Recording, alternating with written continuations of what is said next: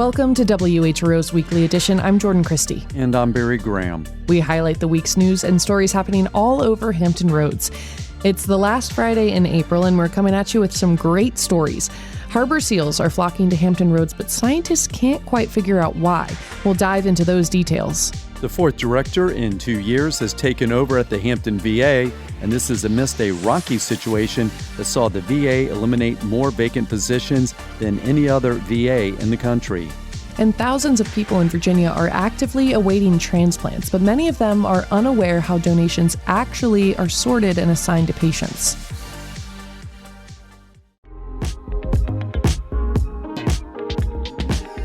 It's WHRO's Weekly Edition. Mussels are popping up all over Virginia Beach shorelines. WHRO's Catherine Hafner dug into the dirt to find out what positive impacts the mollusks are having on the waterbeds.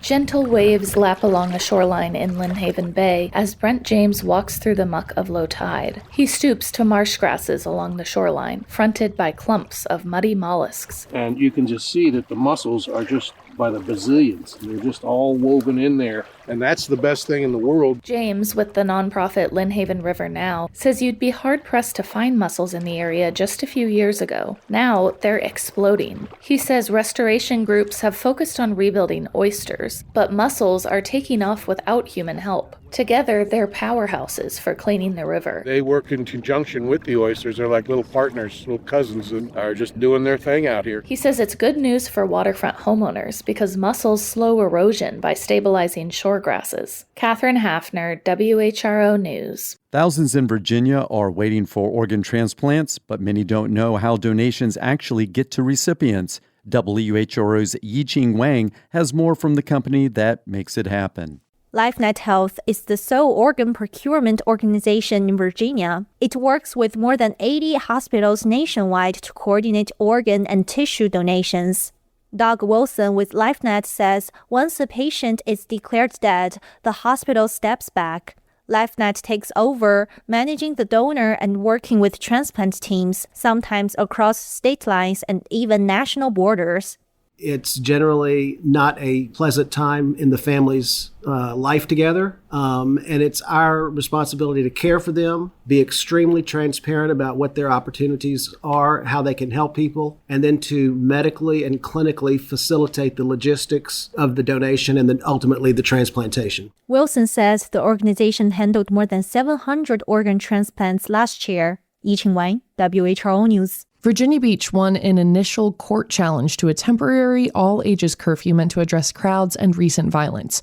WHRO's John Doucette has the latest from the ongoing saga. Oceanfront resident Lisa Lawrence wanted to block the curfew for part of the oceanfront. She lives near the zone where a 9:30 p.m. curfew is scheduled to occur one more time on Friday. It was in effect this past weekend, and on Tuesday, Lawrence testified it meant she couldn't travel freely to the beach. Her filing says Virginia Beach overstepped what state law allows. Circuit Court Chief Judge Tanya Felton didn't grant a temporary restraining order. She found Lawrence didn't have standing. Deputy City Attorney Chris Boynton says there are many reasons the curfew should proceed. This was the basis that the court chose, and we're thankful, and we're moving on to round 2 on Thursday. That's when a hearing is scheduled with another curfew challenge. This one's with oceanfront businesses within the zone. John Doucette, WHRO News. Virginians have voted to redraw congressional maps, which will favor Democrats. It's been a 6-month dash of legislating and campaigning, and as Chad Khalil with partner station VPM reports, the courts still need to weigh in. At a brewery in Henrico, a group called Dudes for Democrats was watching results come in on Virginia's redistricting referendum. Then the election was called for yes.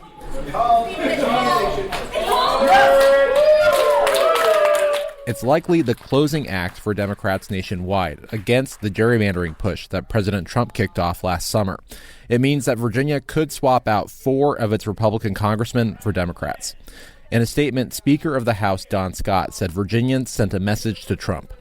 House Minority Leader Terry Kilgore said the process was stacked against the no campaign from the start, and that courts would have the last word. There are pending court cases that could nullify the redrawn maps. The Supreme Court of Virginia has yet to set a hearing date. Jad Khalil, VPM News.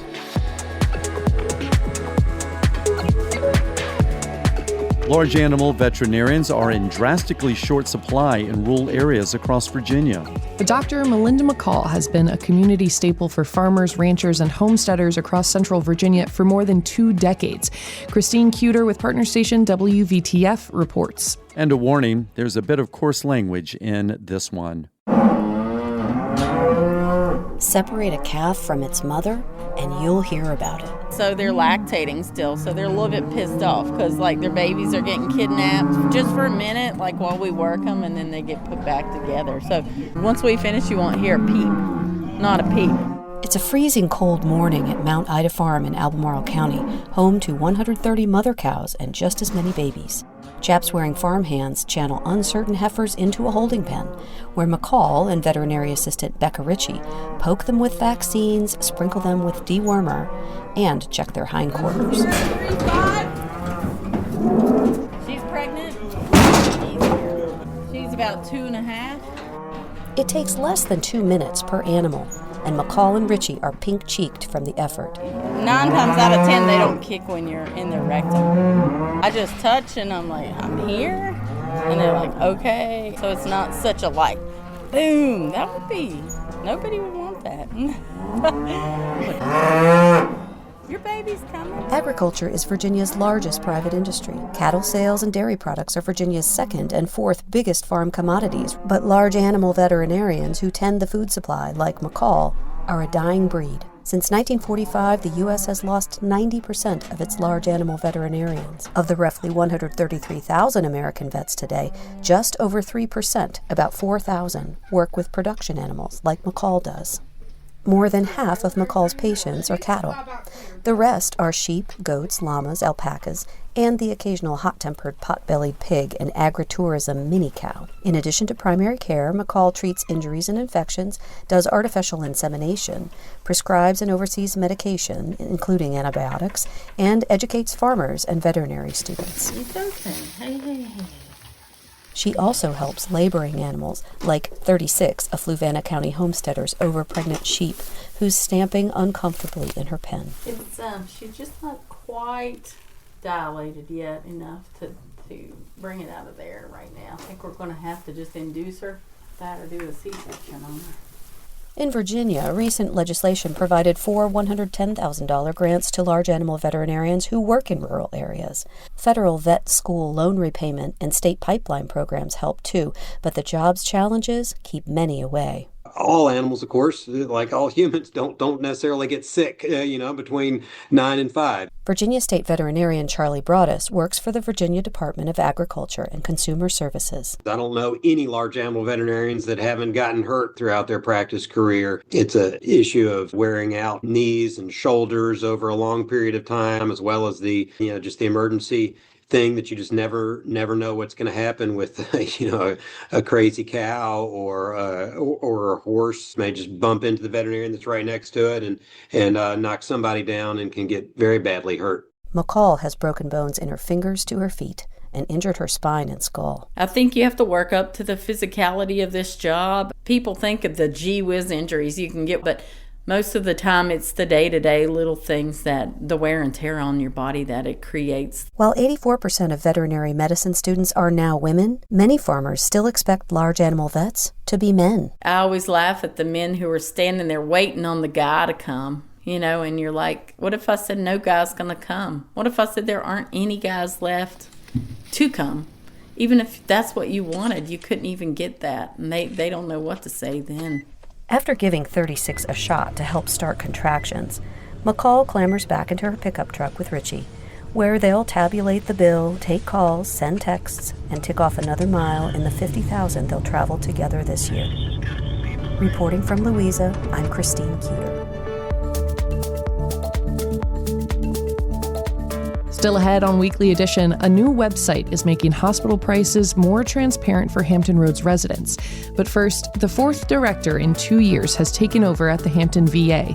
WHRO's Steve Walsh details the new director's credentials and the revolving door of leadership that led to this moment. Shane Soto took over as interim director at Hampton at the end of March, according to the VA. Soto came from the VA in San Antonio, Texas. It has been a game of musical chairs for the top spots at the local VA since Director Tashiqua Simmons was removed in 2024 after a series of blistering Inspector General's reports. She was replaced by Interim Director Walt Dannenberg, who returned to the Long Beach, California VA in 2025. He was replaced by Michael Harper, the Director of Operations at Hampton. According to the VA, Harper retired in March to take a job in the private sector. Currently, all of the top officials at the Hampton VA are temporary appointments. Steve Walsh, WHRO News. The new director will be taking over the Hampton VA as it enters a precarious situation following the elimination of additional vacant positions between November and January.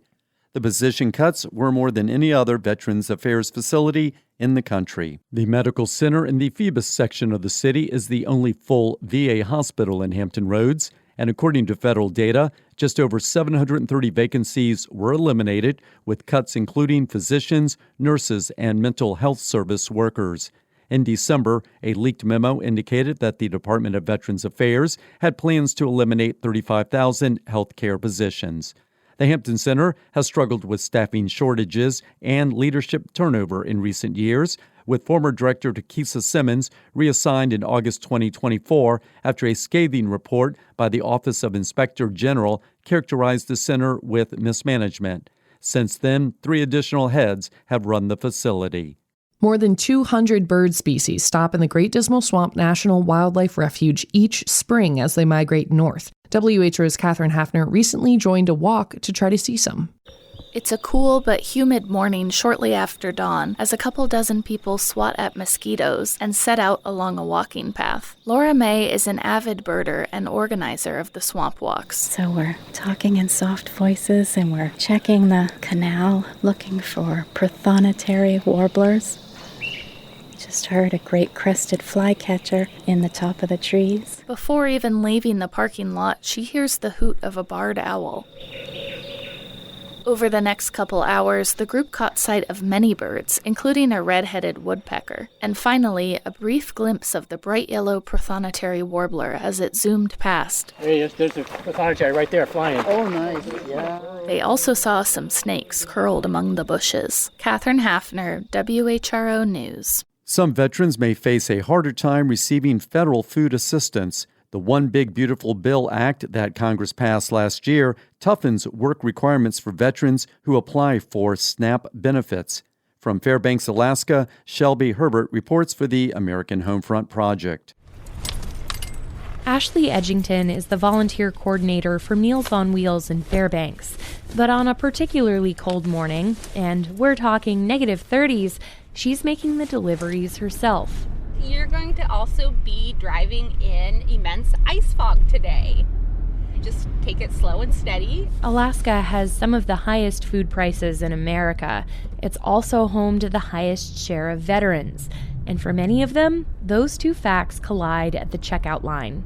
There are several food-insecure veterans on Edgington's delivery list today, but she says, as a group, they can be really hard to reach. That population specifically, you have to be one of them. You know, I go stock materials at the VFW hall or the VA clinics. Part of Edgington's job is connecting her food-insecure clients with assistance programs they can apply for, like the Supplemental Nutrition Assistance Program, or SNAP. But she says that's out of reach for many. Alaska is experiencing an administrative backlog for SNAP applications. We've had people who perfectly qualify because maybe their income was zero, but you have months and months and months and months of delay. And there's another barrier on the horizon. Veterans used to be exempt from the program's work requirements, but the One Big Beautiful Bill Act, passed by Congress last year, removes that exemption.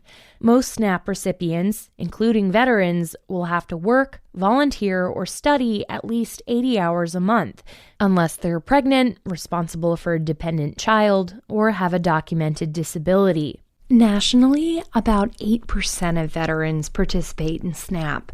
According to the Center on Budget and Policy Priorities, while 1 in 5 veterans experience food insecurity, many do not claim those benefits. And Platanino says the able-bodied designation might not account for veterans with disabilities that are harder to see. There's some of them, depending when they serve, that they do come with certain physical or mental disabilities, and those necessarily are not as easily documented or as easily able for them to be exempted. Under the new law, people who don't qualify for an exemption can receive SNAP for only 3 months out of a 3-year period. In some states, those 3 months are already expiring for veterans. Congressman Glenn Thompson, a Pennsylvania Republican, chairs the House Committee on Agriculture. At a December meeting, he defended the part of the law that removes work requirement waivers for many veterans. If you're coming out of the military and you don't have a disability, and I mean, I just find that someone that's going from active duty status to veterans, they want to work. Back in Fairbanks, Edgington comes to a stop at one of the last homes on her route.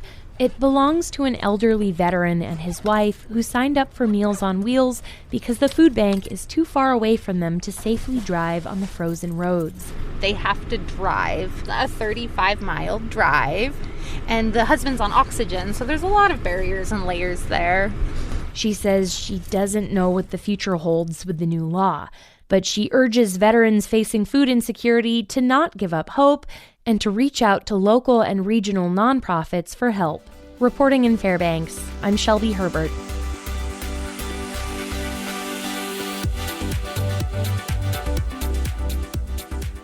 People in Norfolk lined the streets for the NATO festival and parade last week. WHO's Steve Walsh says that it comes despite continued criticism of NATO from the Trump administration. It's the longest-running festival in Norfolk, dating back to NATO's arrival in the early 1950s. Supporters say the organization remains as popular as ever, even though a day earlier, President Trump again called NATO useless during a speech in Arizona. Megan Vega of Hampton came to the festival with her 4-year-old son. It makes me want to participate in something like this even more. I went over to the Ukraine tent earlier, and I was really fascinated. I found myself kind of wanting to engage because my heart just goes out to those people. A recent Pew poll shows most Americans value the alliance, though support among Republicans has plummeted in the last year. Representatives from the 32 NATO countries say Norfolk remains welcoming. Steve Walsh, WHRO News.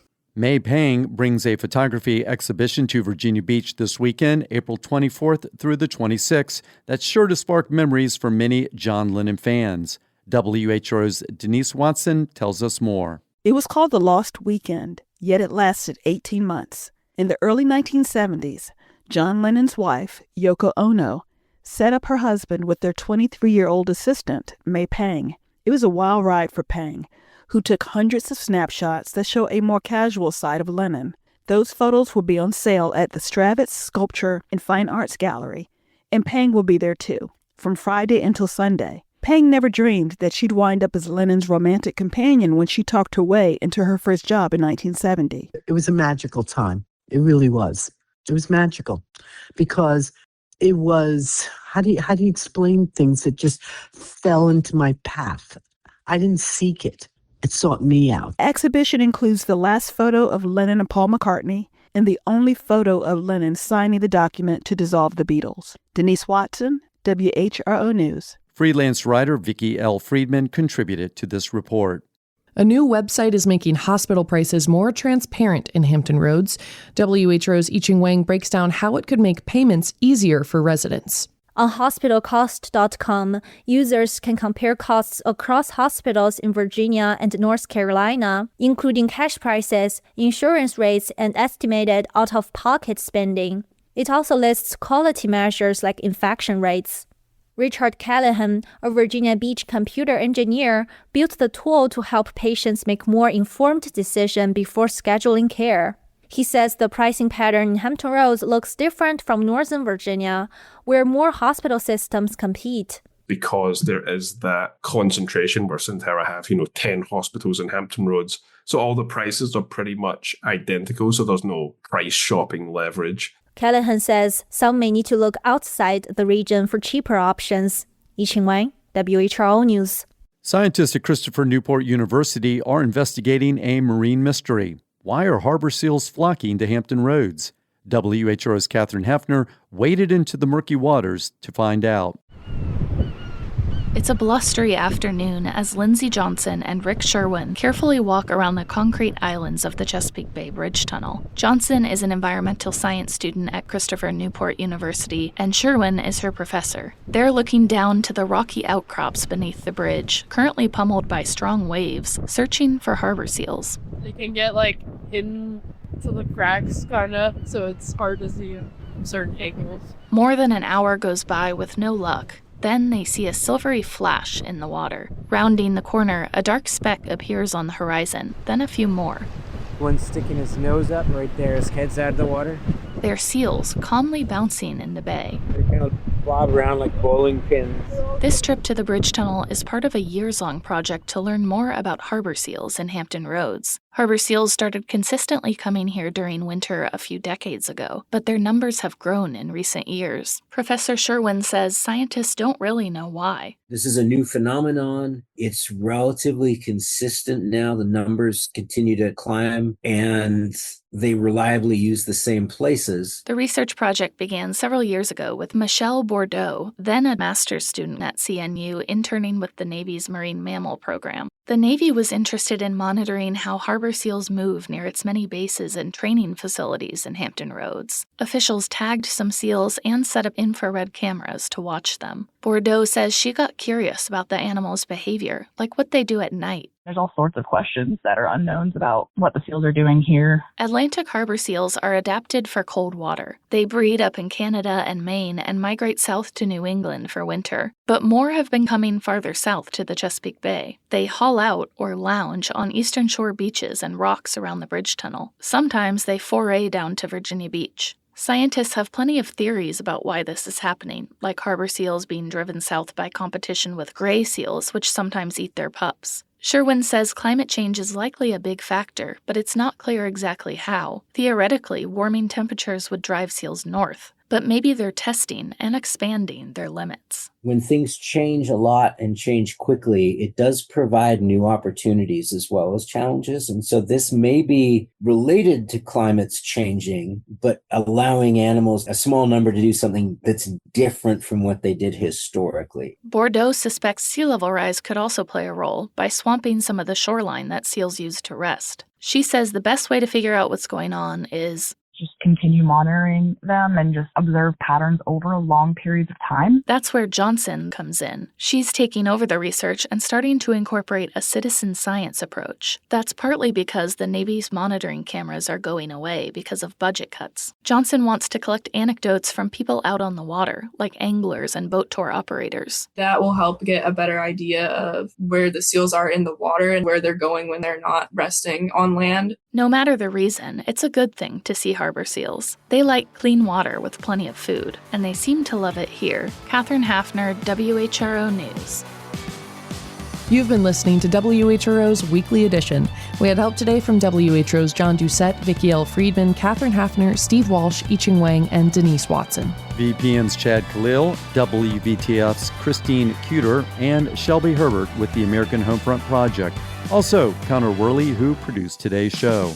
A reminder that you can always catch full episodes on the Weekly Edition podcast feed.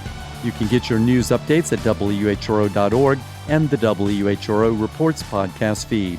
For all of us at WHRO and WHRV, I'm Barry Graham. And I'm Jordan Christie. Have a great weekend.